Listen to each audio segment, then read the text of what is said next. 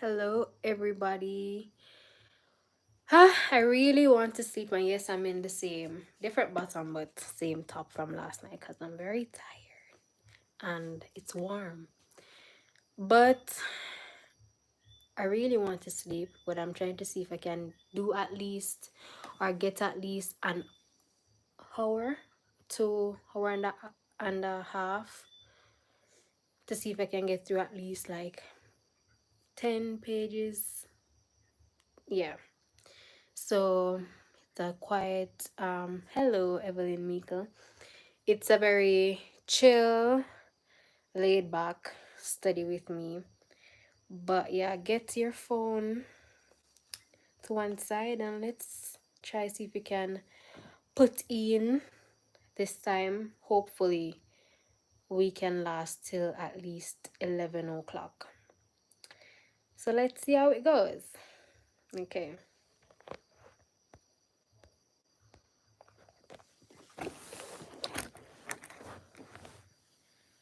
Have the water and everything.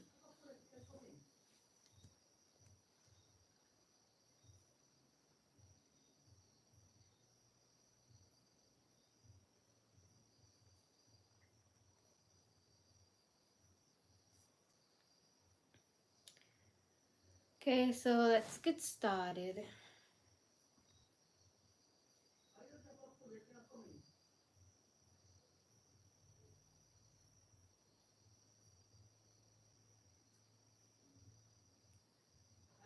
Mm-hmm. But me not gonna do that now. The pink one? No, yes, give me pink one. Yeah.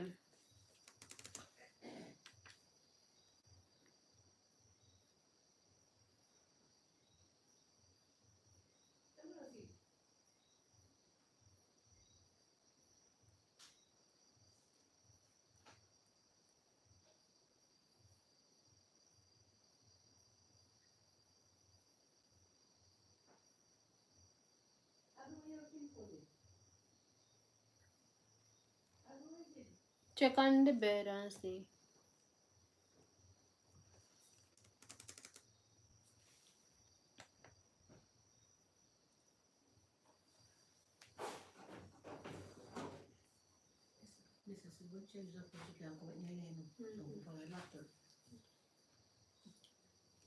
Alright, thanks.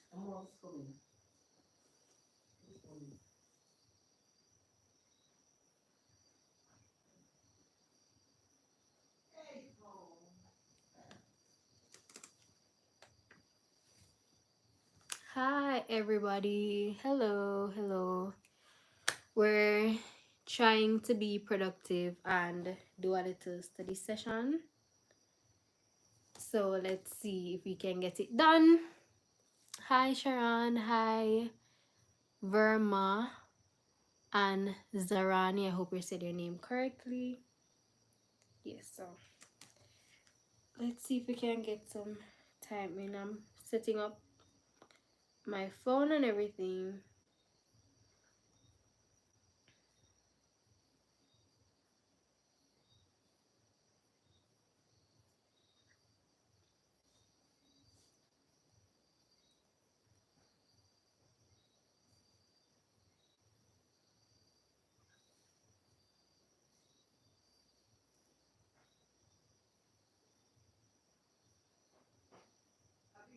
Mm-hmm.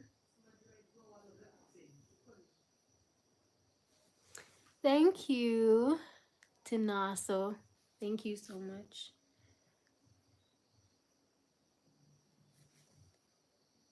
All right.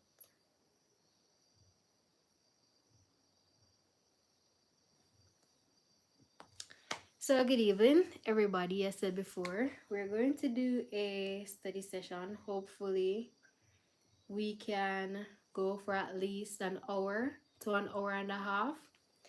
So let's get into it.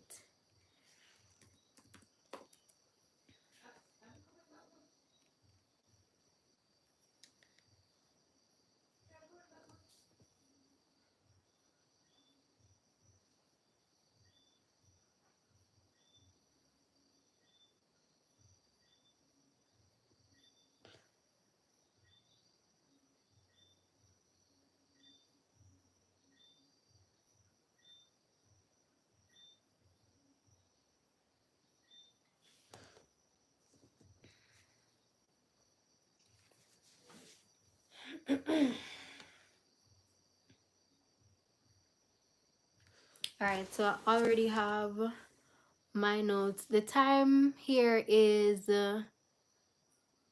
9:19 p.m.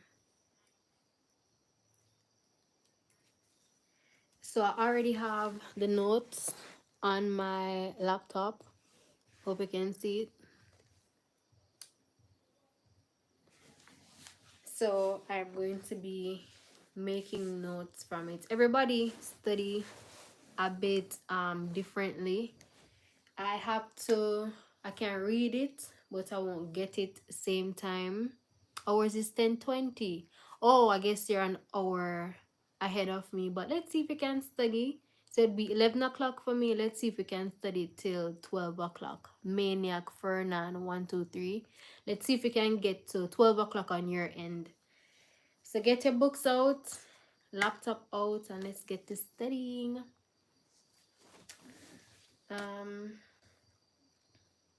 Okay. The book is here.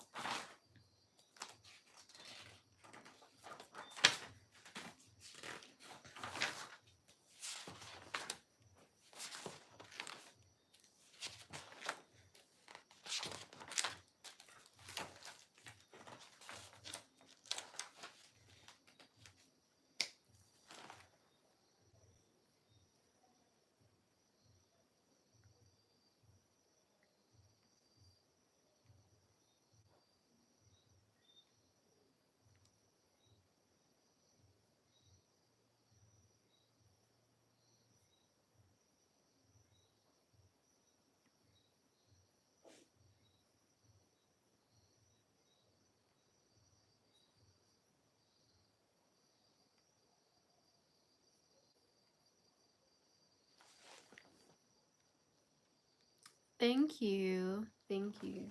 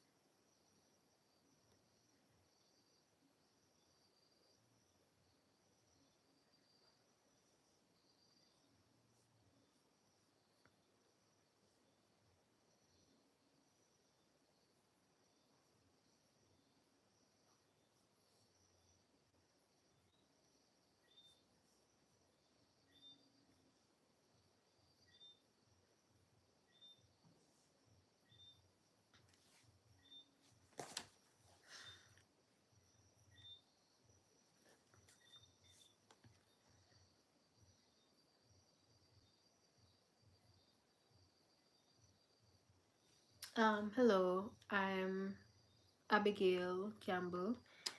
So for tonight, we're going to do a quick study session to see if we can get some information into our brains. So I normally study in quiet, but I will look at the chat and pivot between the screen and you guys. So I hope you are productive with me and you feel less alone, while you study. It's like having a study buddy. So yeah, let's just have some fun.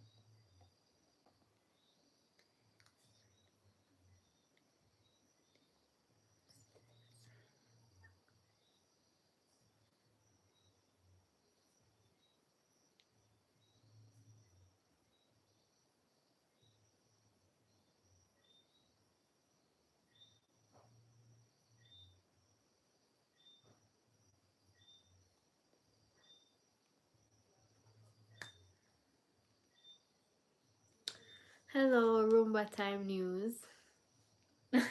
Lovely to have you here.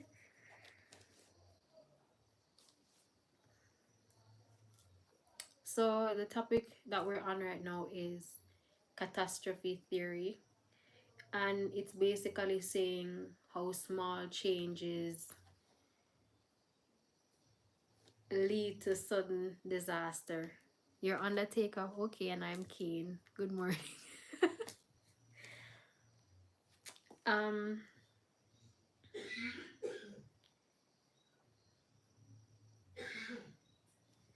so how small changes lead to sudden disaster. It says that it is a mathematical theory that explains how small changes in a system can suddenly lead to big dramatic changes, and it is often used in envy science, economics, and bio. And I'm an envy science student, so I can see it relates to me.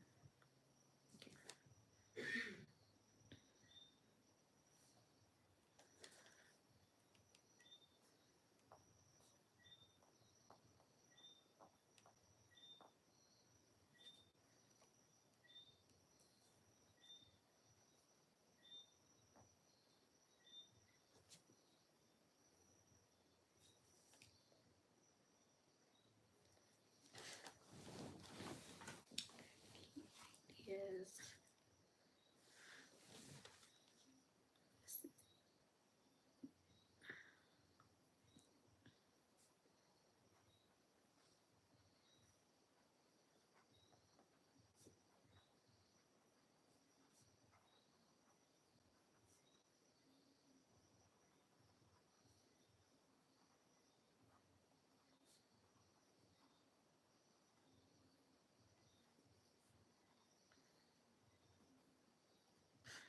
Okay, so it says that the ideas of the catastrophe theory. Number one, the system can look stable, but a small shift can push them into disaster. And a tipping point exists once crossed, a system rapidly changes and cannot go back easily. So we have, for example, climate change, landslides, stock market crashes.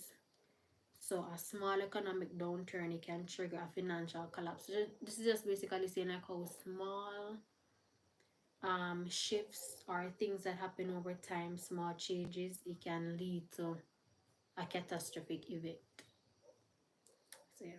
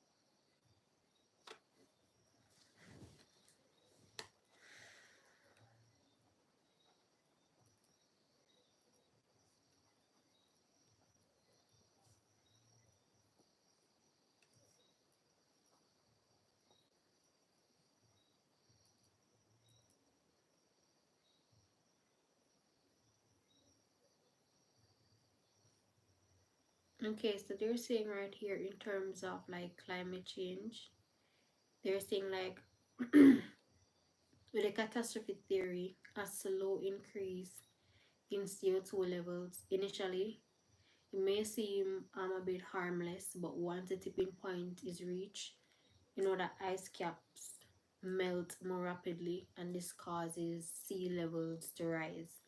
So initially I might think say, oh, ice caps, um CO2 levels rising doesn't really have that much effect. But once you reach a tipping point or the optimum point, you have ice caps melting rapidly. This leads to like more landslides, and sea levels are going to rise, and lowland areas are going to be flooded because they cannot like sustain themselves. The land just going sea just gonna come over and them and cover them up.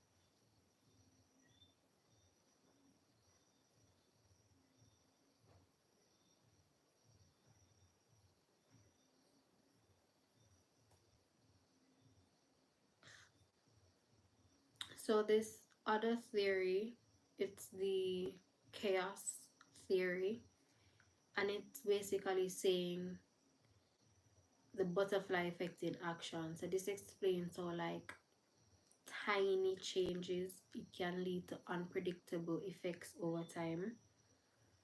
So we have for example, small shift in like the wind currents, they can lead to like a storm forming, and like one species decline, for example bees. You know, bees are natural pollinators, so this would affect the whole food chain and affecting plants, predator, and the entire ecosystem. So the chaos theory, it is basically how this basically how tiny changes can create huge unpredictable effect over time.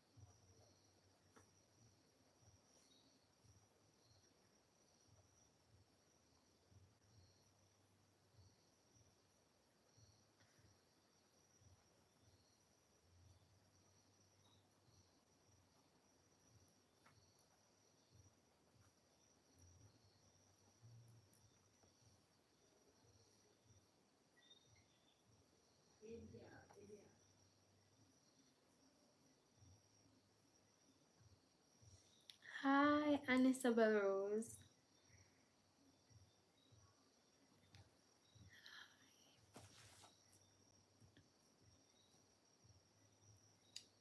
So we say here the butterfly effect in action is basically small changes, small differences equaling big outcomes.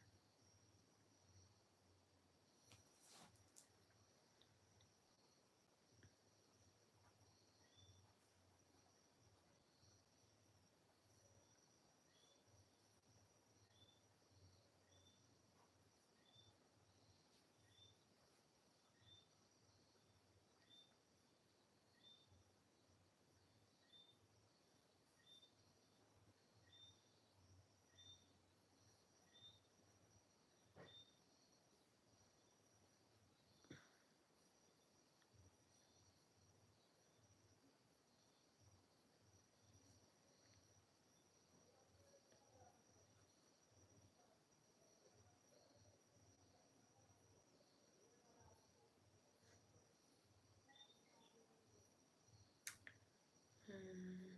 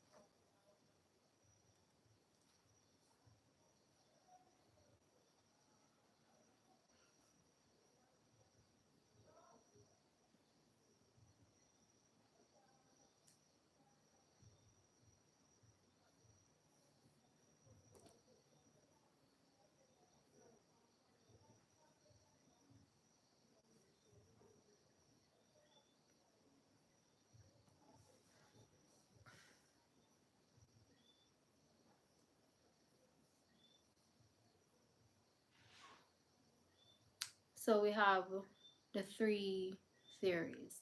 So we have catastrophism explains why the Earth history has been shaped by sudden disasters, a sudden earthquake, a sudden tectonic plate movement that can cause, you know, different land formations and extinctions, etc. You have the catastrophe theory that deals with how small changes lead to sudden tipping points. So like CO2 emission over time, they can lead to drastic climate change issues. And then you have chaos theory, where it's like small shifts they lead to unpredictable large scale effects. For example, you lose the bee population, and we know that bee, they are pollinators, so that is going to lead to drastic effect. Or you have a sudden like change in the wind pattern that is going to cause unpredicting circumstance of like weather patterns. So I guess this explains why predicting weather forecast is kind of difficult, and ecosystem fragility. So yeah.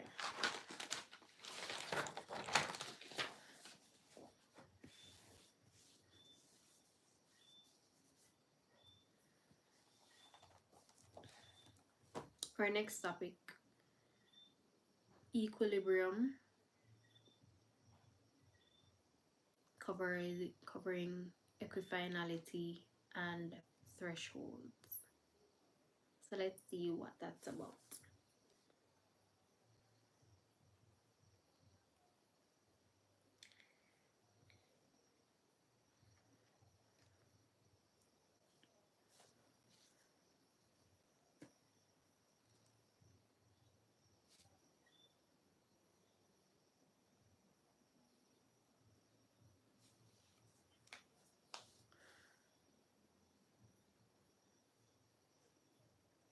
System.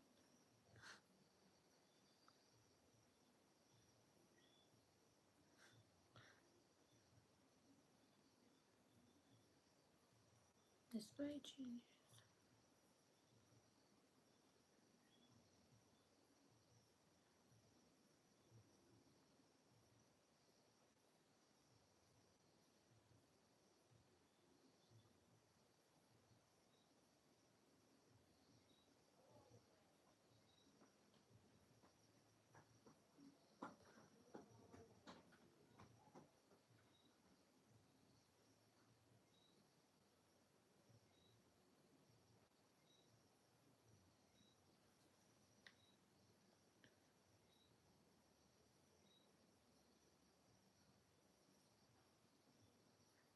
Alright, so with equilibrium, it's basically talking about maintaining a state of balance in the ecosystem over time. And this is despite like climate changes, natural processes, things that are going on in the environment. It still allows them to have a balance in the natural system. So there are like three types of equilibrium. You have steady state, where steady state, self-explanatory. Small changes happen, but the system stays balanced. So a river can erode, but the plants grow back to keep the landscape stable. You have dynamic equilibrium, where the system changes over time to find a new balance. So, for example, a volcano might erupt. You are going to have new plants growing, and this is going to create a new ecosystem. Then you have stable versus unstable, where if something happens, it either return back to how it was before the disturbance, or some system just collapse. So have equilibrium, maintaining some type of balance, three types: steady state, dynamic, and stable versus unstable. Steady state, in the midst of the change that is happening, the ecosystem stays balanced. Dynamic, it changes over time and finds a new balance, whereas stable versus unstable, it either return to balance after the disturbance, or the system just completely collapse. So yeah, let's take notes on that now.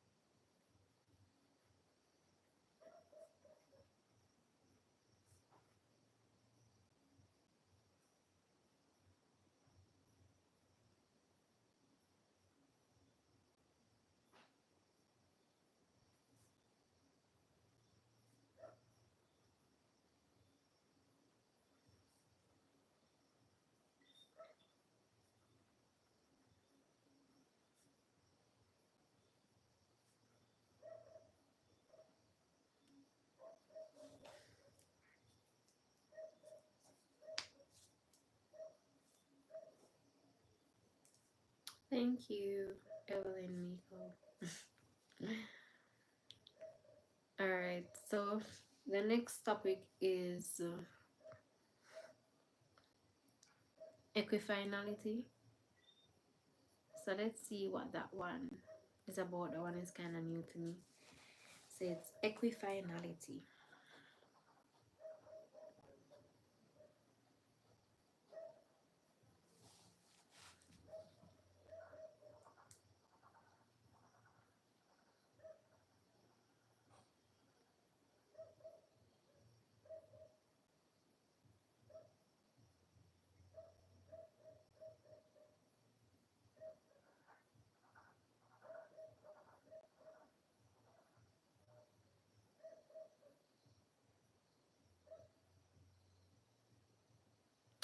So equifinality is basically saying different paths but the same outcome. So it's saying like different processes leads to the same result. Hi. What is well, hello. So different processes lead to the same result. So for example, they talk about like river formation. So a river valley can be formed to like glaciers melting, heavy rain, or underground water flow. A river valley, I mean. But it all create similar landscape. So it's different means of formation, but it create the similar landscape. So the cell development, um, different conditions can lead to cell development, you know, due to weathering, etc. But they all lead to soil formation, forest growth. It can grow back after a wildfire, hurricane, or human clearing, different causes, but the same result over time. So this matters because it helps us understand why environments look similar despite the different histories. Shows that nature can recover in multiple ways after disturbances and help in predicting environmental changes. So as I said before, equifinality, different paths, same outcome.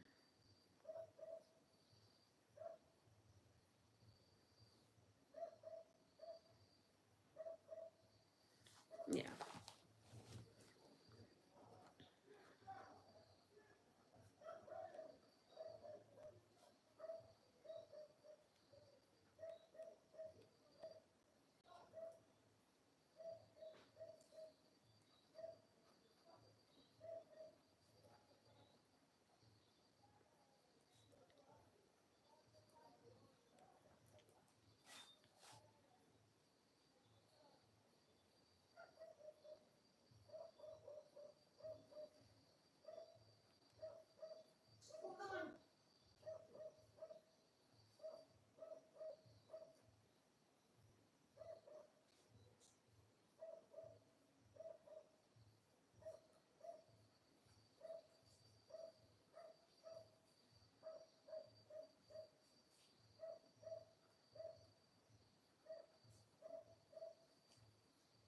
Despite disturbance.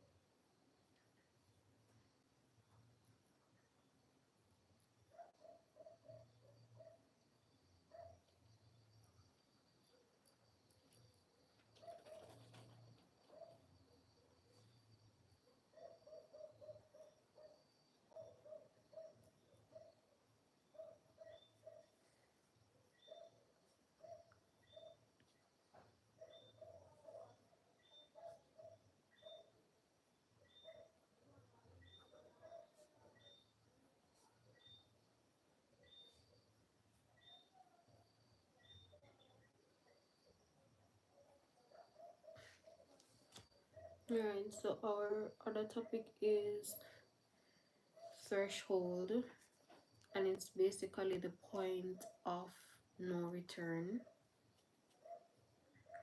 So a threshold is basically a tipping point. We call it like optimum point or optimum, level, but it's basically the tipping point where small changes causes a big shift. It's almost similar to like chaos theory.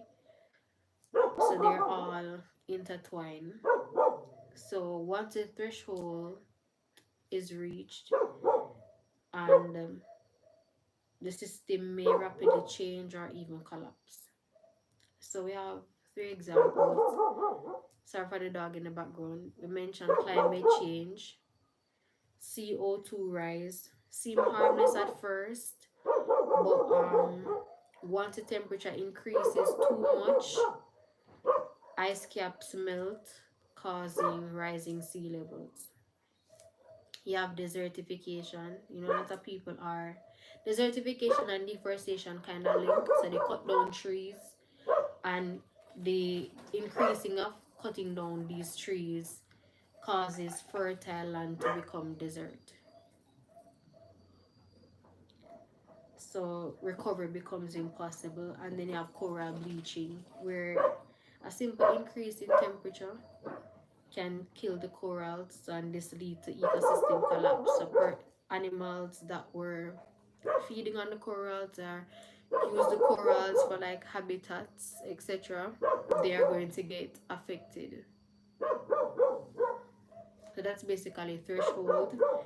Um, Reaching the tipping point due to like small shifts or changes that happen over time.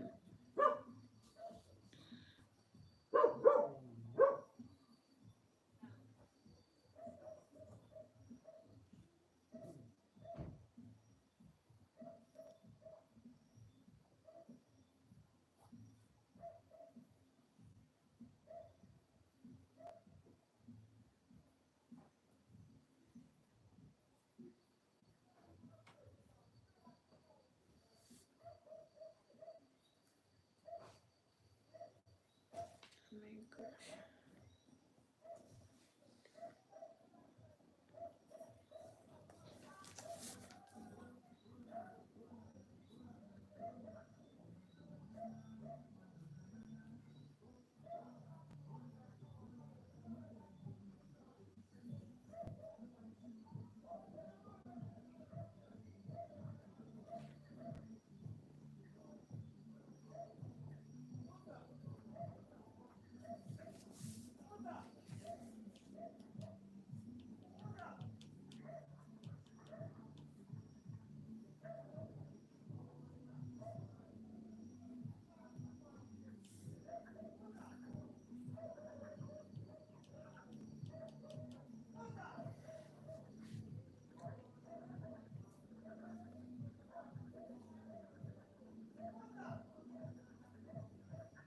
So to summarize all three of them, we have equilibrium.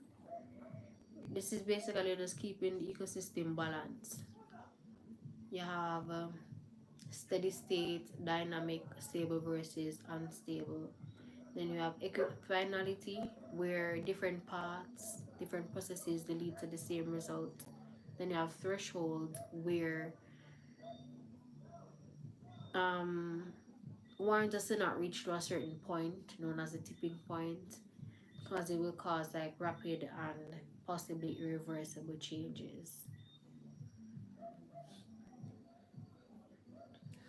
We have been studying for 50 minutes, so it's not bad. It's not bad.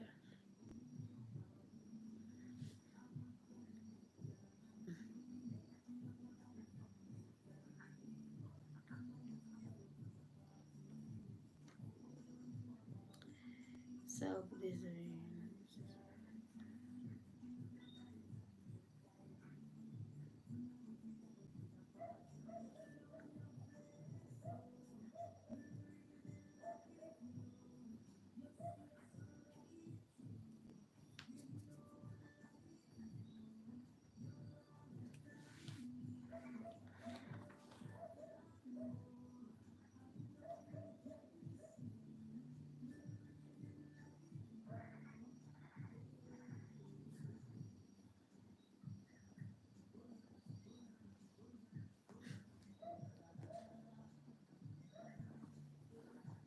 Niven.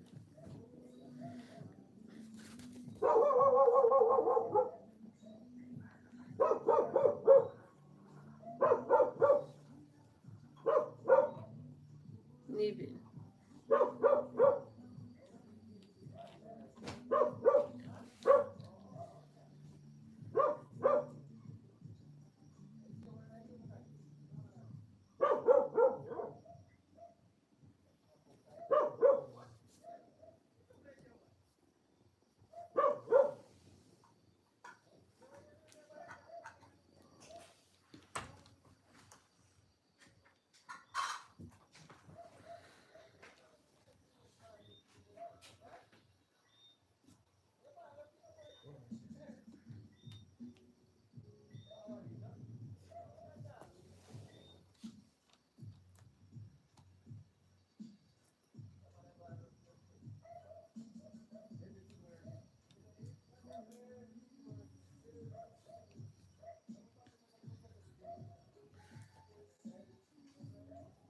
Adjust and reorganize themselves.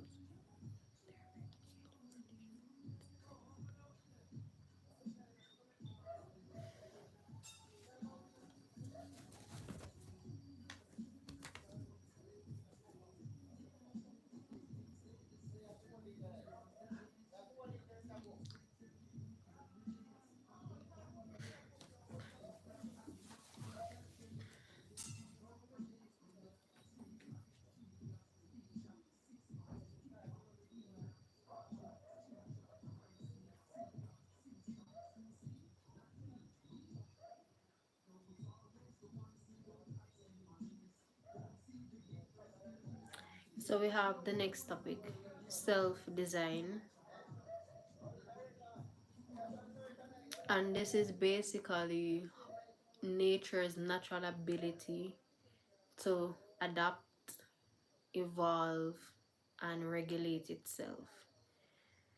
So, for example, a forest, trees are destroyed, you can have new plants sprouting. You have water, where wetlands like purify the water, so you filter pollutants and toxins out of the water. And you have the coral reefs, where it rebuild themselves. So if coral die due to coral bleaching, say a polyp or whatever falls off, then it will settle and grow, forming a new reef over time. So self-design is just nature's ability to self-regulate, to adapt, to evolve, to adjust, reorganize itself, to survive, and basically thrive in various changing conditions. So instead of relying on outside control, nature has like built-in mechanisms to help it maintain that balance.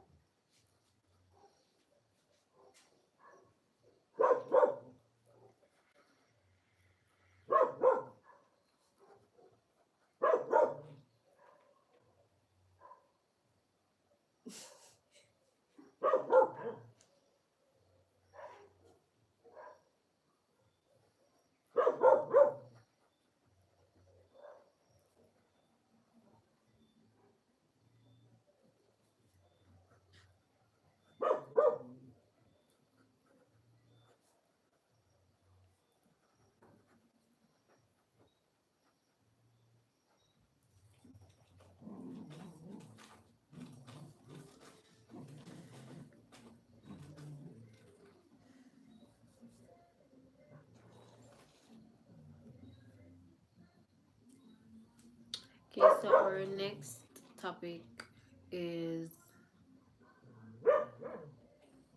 process form relationship. So this is basically how natural processes shape landscape. We should note that every river, landform, mountain, it is shaped by some environmental process. For example, you have the rivers. Flowing water erodes soil and rock, creating valleys and canyons. You have wind and sand dunes, like when the wind, strong winds, they move the sand, creating dunes in deserts and coastal areas. Then have glaciers and U-shaped valleys, whereas the glaciers slowly move, they carve out deep valleys into mountains. So this importance, it shows how landscape form and change over time. Um, how human activities like deforestation can feed speed up erosion and land degradation. And then you have urban planning, so which area is prone to floods, landslides, or even erosion.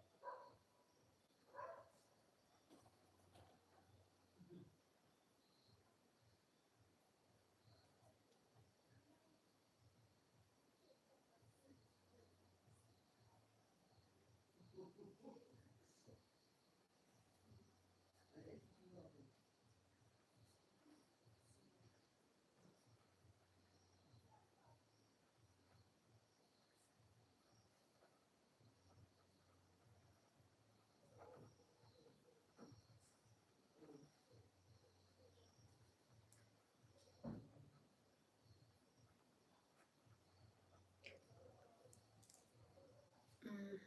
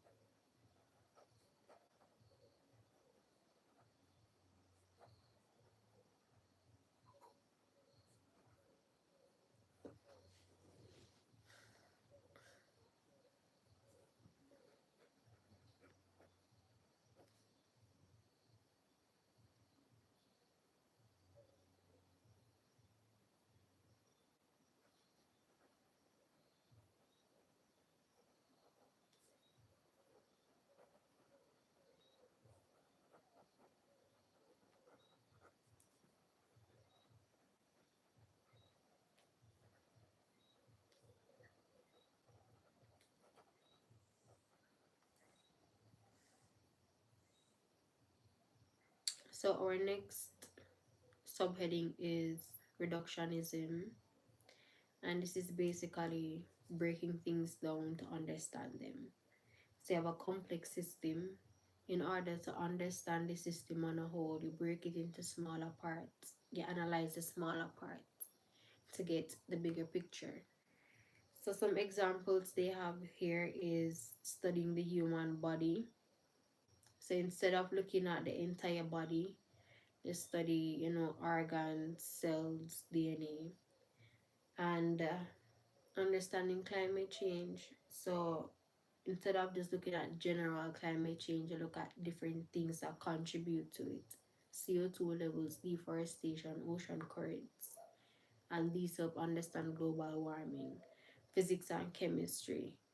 So, for example, you have H2O, you just don't study the molecule and how they break it down into hydrogen or oxygen atoms to understand the chemical properties. So, reductionism is breaking things down into their smaller parts, analyzing each of them and seeing how we can better understand the whole complex system. So let's make notes on that while I got it in my head.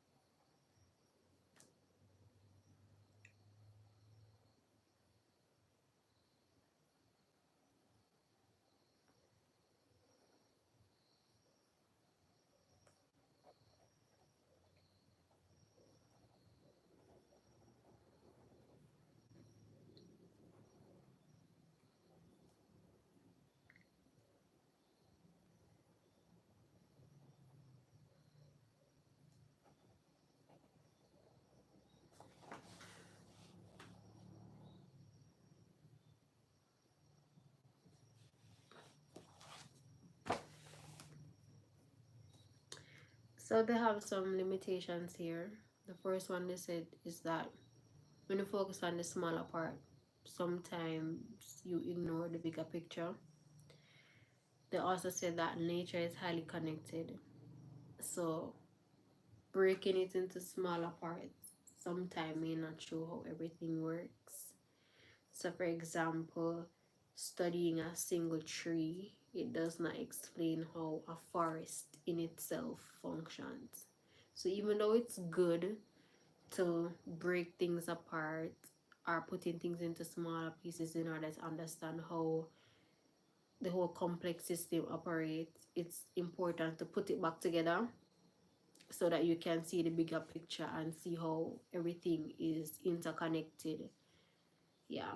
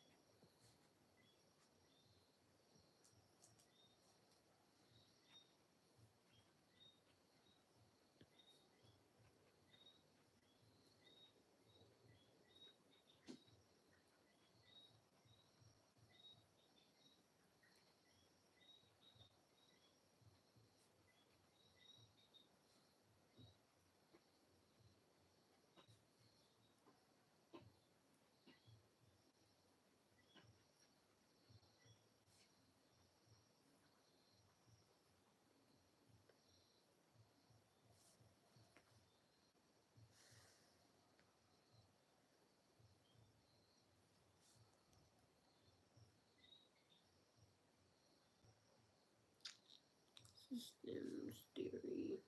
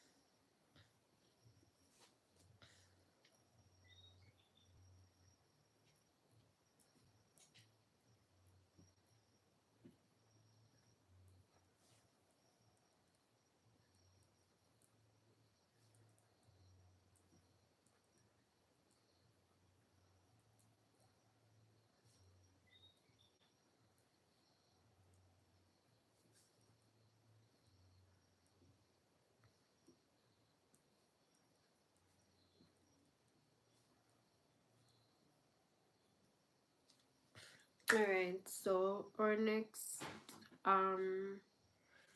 subheading is systems theory, and this is basically saying that everything is connected.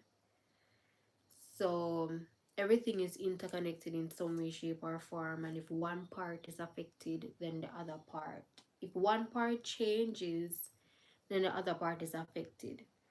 So everything is made up of parts like subsystems. Parts interact and they influence each other. A change in one part affects the whole ecosystem. So an example of this, you have the Earth's climate comprises not only of the atmosphere, which is the air, but also the biosphere, life, lithosphere, land, hydrosphere, water. If pollution should increase in one area, it affects the others. So if the atmosphere is polluted and we have a lot of photochemical smog, which is acid rain, the acid rain is going to come on land.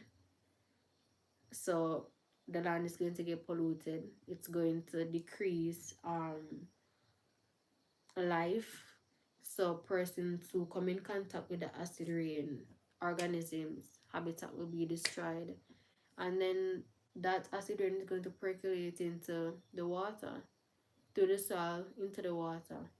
So if one is affected, then the entire thing over time becomes affected as well.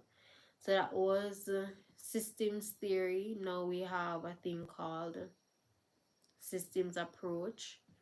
So let's see what that part is about. Yeah.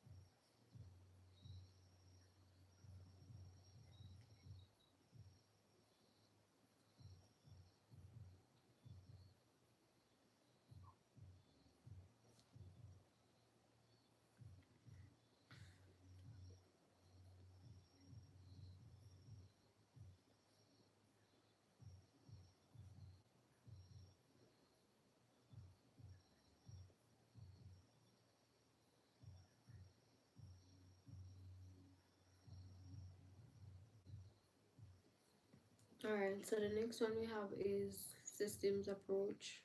So this is basically solving problems by looking at the whole picture. Um,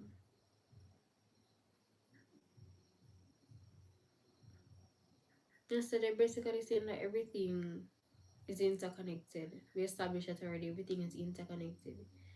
They interact with each other.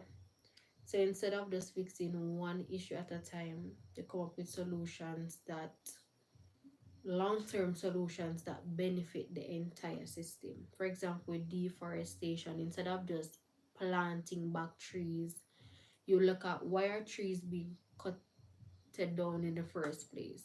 So economic farming, urbanization. How does this affect water quality, air quality, water supply, biodiversity?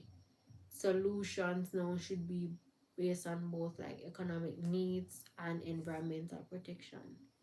So it's not just looking at fixing one issue at a time, but it's basically looking at the picture, looking at the bigger picture on a whole and seeing the root causes why they're happening and implementing or identifying solutions that will fix the bigger picture, that will combat the issue at large and not just put a stop leak. No temporary short fixes, but long term solutions.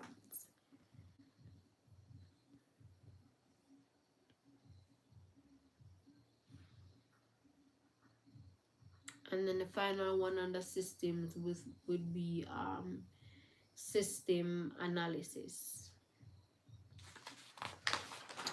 System analysis.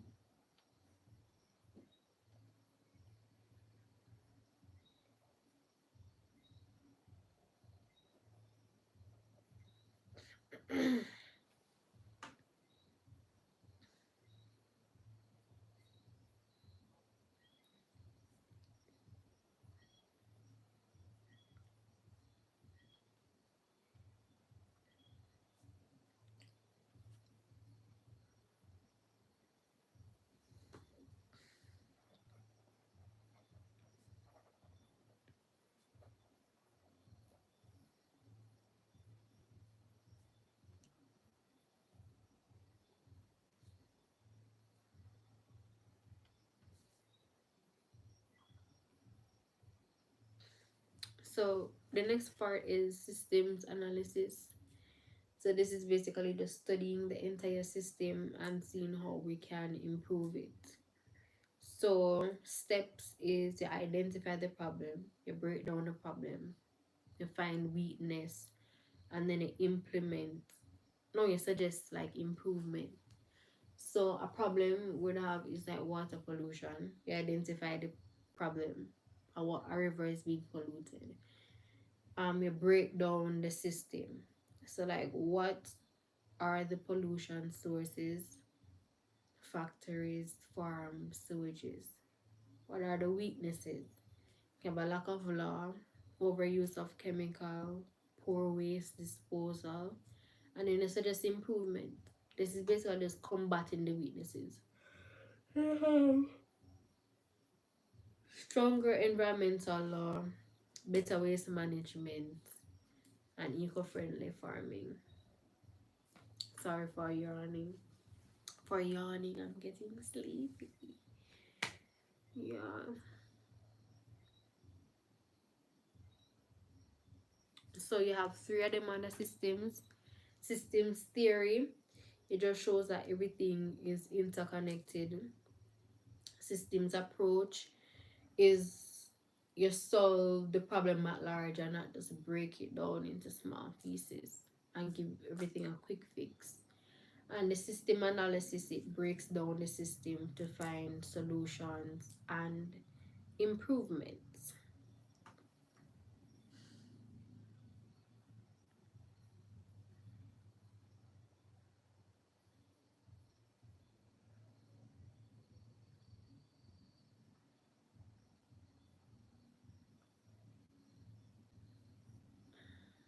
Okay, so we're going to go through two more pages and then we should be done for the night.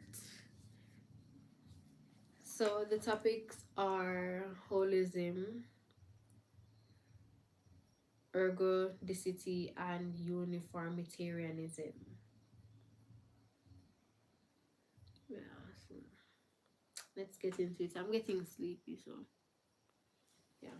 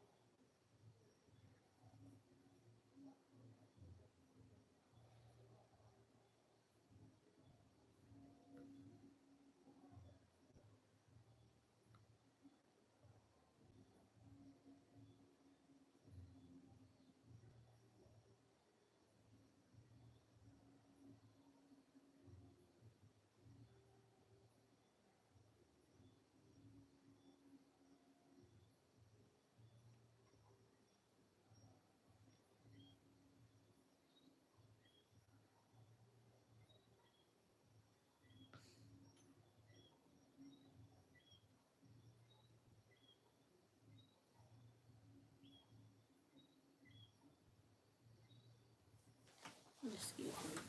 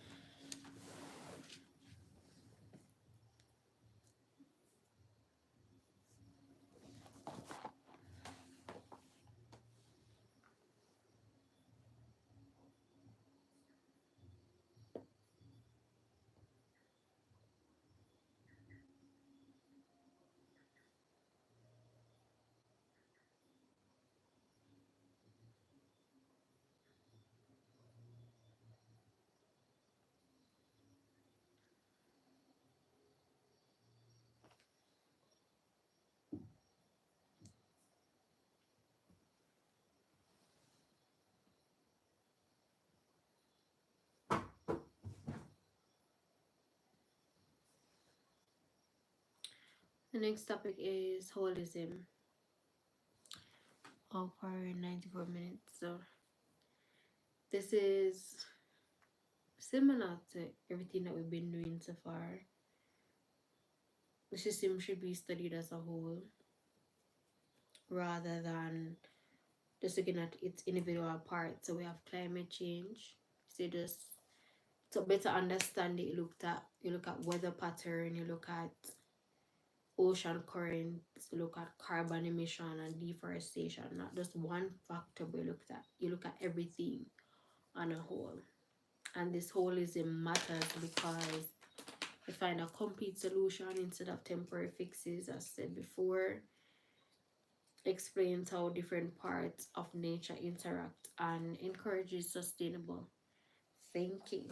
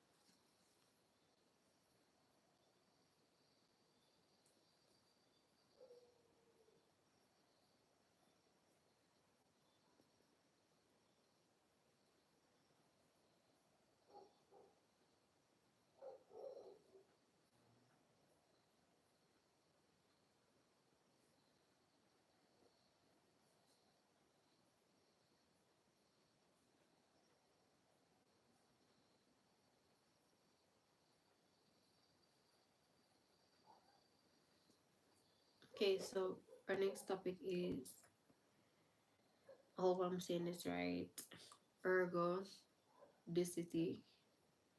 So this is basically predicting future outcomes based on patterns. So if you study the system long enough, you're able to generate some predictions of what will happen in the future. So key ideas of this, it is that long-term behavior is predictable, and it assumes every part of the system will eventually experience all possible conditions. For example, drought, experiencing rain, a desert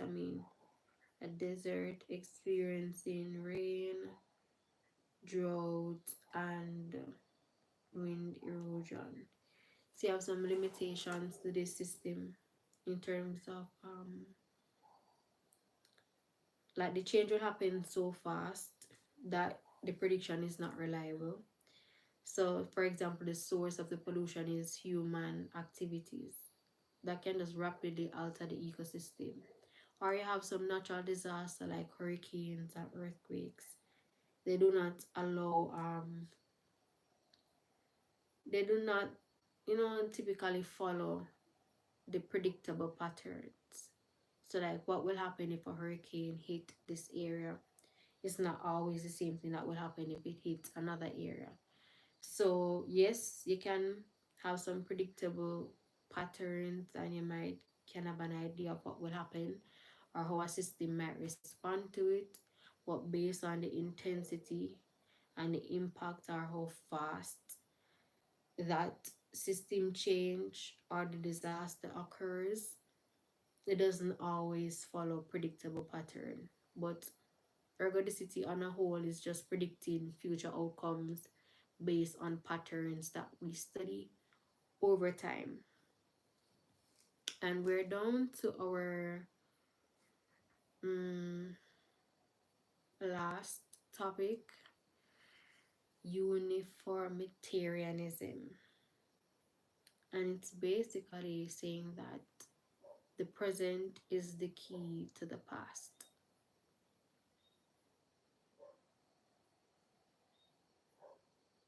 So let's read through this, make our notes, and then we explain it as best as we can.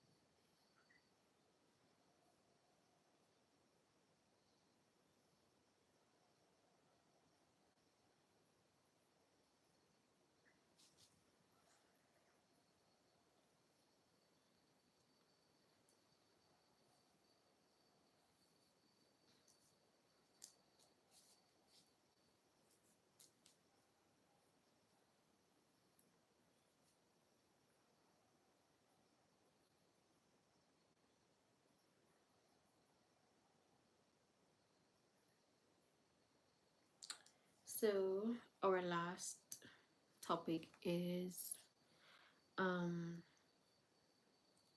uniformitarianism. This is basically the idea that natural processes happening today also happened in the past. So they say that the present is the key to the past. So some key ideas under this is slow continuous processes help shape the earth.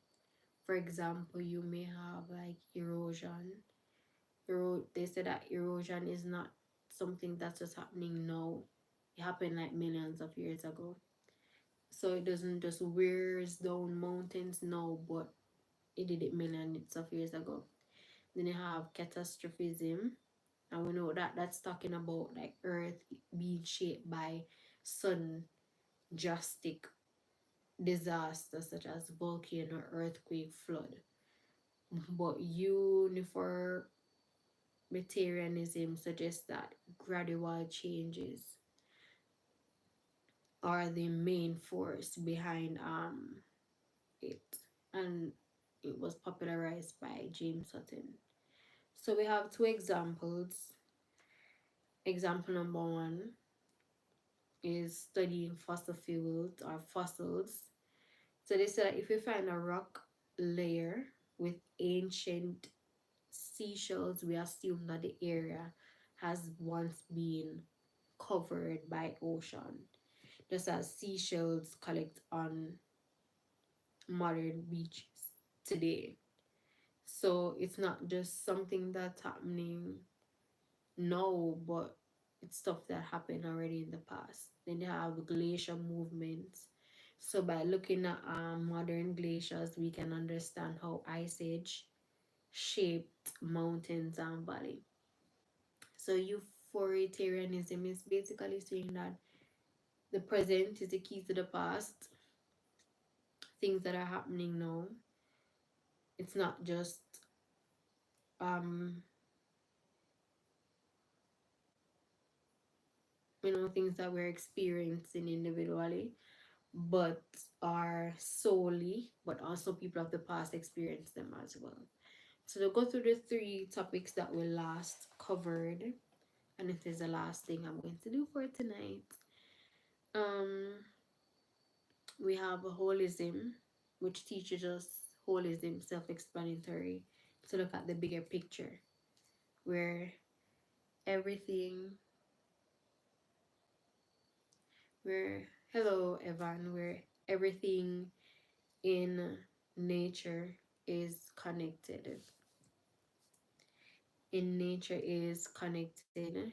Then you have ergodicity, where it helps us predict future trends based on long-term observation. So based on what we've observed over a long period of time, we can see based on trends that have happened, we're able to predict what will happen in the future. And then we have uniformitarianism, where the Earth's past changes can be understood by explaining present day processes. Evan, hello. I am doing okay. We're closing out our study session for tonight. So I hope you are doing well. Yeah. So to go through everything that we went through tonight, let me see if I can find.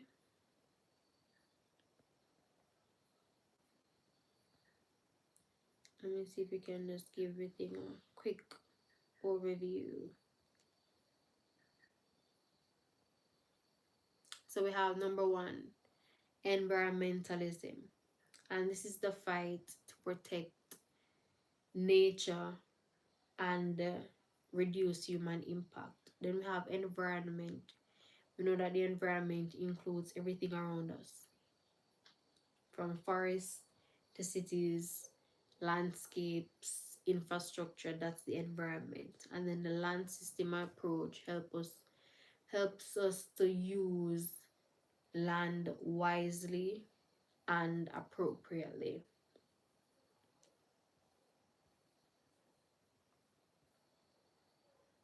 Then we went through some other theories. The first one was catastrophism, where it explains that Earth is shaped by sudden disasters. So earthquakes, volcanoes, these sudden disasters help create specific landforms or earth structures. Then you have the catastrophe theory, which shows that small changes they lead to sudden tipping points. Tipping point is like the optimum um level. So you have a CO2 emission, and we said before that looking at it, you say, oh, this small change don't really lead to anything, but over time, when it reaches a tipping point, then you have sea levels rising, high ocean current, you have high CO2 emission in the air. So then you have the chaos theory, where you have these small, tiny, unpredictable changes, they lead to large scale effect. So it's a chaos. These tiny shifts, for example, you remove the bee population, expecting, little to no, expecting to know little side effects, but over time, you know that they are pollinators, so this is going to have a chain effect affecting flower production, pollination of other plants and flowers, and then birds and so forth that feed on them. It's going to just affect the food chain, So catastrophism, shaped by sudden disaster. Catastrophe theory, small changes lead to sudden tipping point. And then in chaos theory, where these small shifts have unpredictable large scale effects. We also looked at equilibrium. This is basically keeping the earth balance, the system's balance, where too much change cannot break that balance. You have three types. You have dynamic, you have steady state, and you have stable versus unstable. Then you have equifinality, shows that different paths can lead to the same result. So different paths can lead to the same environmental result. Then we have threshold, which warns us that once you cross a certain point, rapid and possibly irreversible changes can happen. Yes. So you said that, oh, that ecosystem or the environment has reached its threshold. That's what we're explaining. The next concept that we went through shows self-design, and this is the earth's built-in way to heal and restore itself, to adapt, and to better itself despite changes that are happening. Yeah, process form relationship, how different earth processes shape the physical world, natural forces shape the physical world. And then you have reductionism, where you understand complex things by studying their smaller parts, but sometimes we need a bigger picture approach. And this is where the systems the systems would come in. So system theory shows that everything is interconnected, and then the system approach helps solve everything by looking at the bigger picture. And then the system analysis, it breaks down the system to find solutions and improvements. Then the last thing we looked at was holism, where it teaches us that looking at the bigger picture is important, that everything in nature is interconnected, and it is best to try and find a big solution or permanent solutions and short-term fixes. Then we have ergodicity, where based on previous patterns, it can help predict future events. So based on long-term observation, how certain disasters impact an area, how socially they come back from it, etc. What are the trends to predict? And then you have uniformitarianism, where Earth present is the key to the past. So it can be understood by studying present day processes. So that's where we stop tonight, and I hope you guys had a great study session. We studied for 2 hours. We're like 2 hours and 2 minutes over. So I hope you have had a great study session. Let us end in prayer. Heavenly Father, as we're about to close on this study session, bring to our memory everything that we have studied, swatted, revised. Bring to the forefront of our minds what we need to pass our various exams. Help us, oh God, to have wisdom, knowledge, and understanding to ace every form of exam, be it written or oral, and bring to our memory what it is that we know, when it is something that we have come across briefly, or something that we went in depth on. At times we are overwhelmed by a lot of knowledge, or trying to fit everything into our brains, that we tend to forget why, or what's important to remember. So as we go through, as much as possible, grant us common sense, grant us wisdom, knowledge, and understanding, and grant us your grace in order to ace and be successful. To the thanks in Jesus' name I pray. Amen. Good night, everybody. We end there for tonight. Bye. And let me show you me locking on my laptop. I'm literally just putting it to sleep right now. Oh my gosh.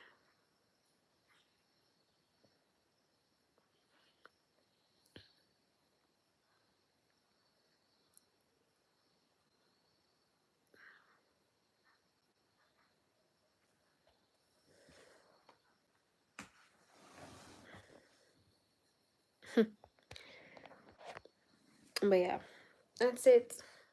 Good night. I love you. God loves you more. Bye.